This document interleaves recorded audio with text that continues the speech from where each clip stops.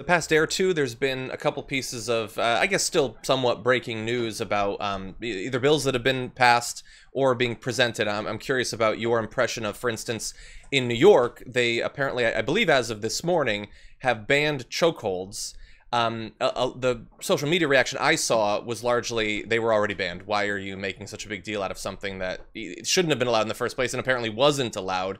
Should we consider that sort of passage? And it seems like that might be something that we might see nationally. How big of a change would that be?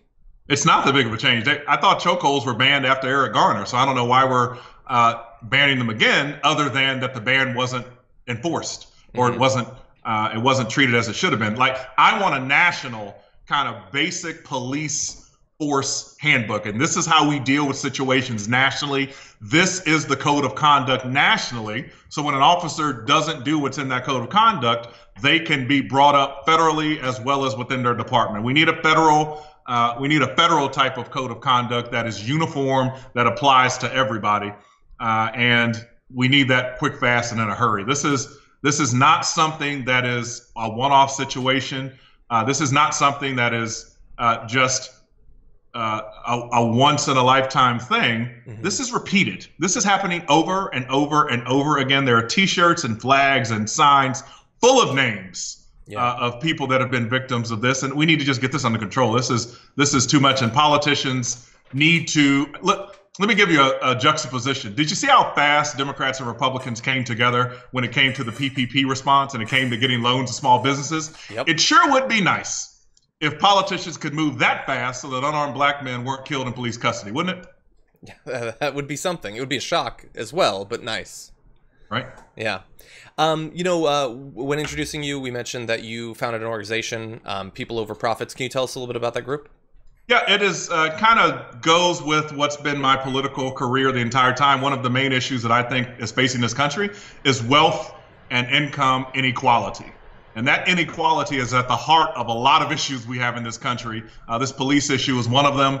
How our neighborhoods look different in different sections, how different people make different amounts of money for the same work, how corporate overreach is just out of control with regard to corporate profits rather than working class people trying to just get through life. And, you know, the PPP funds is another great example. Big businesses were able to get these funds at the expense of the small businesses and solo practitioners that actually needed the money. Yeah. Banks were prioritizing large businesses.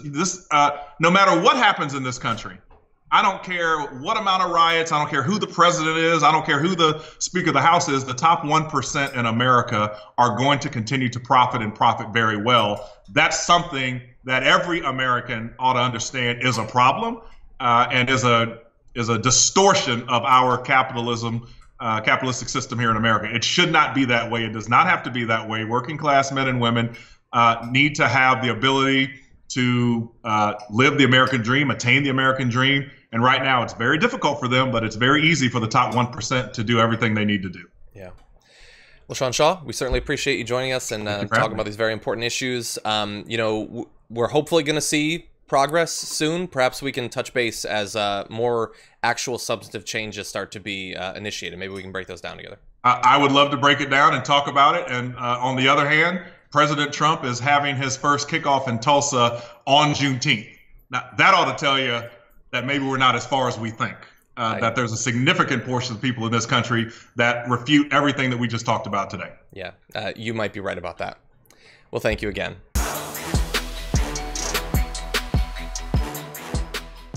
Check out the Damage Report podcast each day, wherever you get your podcasts, whether Pocket Casts or Stitcher or iTunes. You can join me as I give you the news and stories you want, with a range of co-hosts and interview guests jumping in on the fun each day.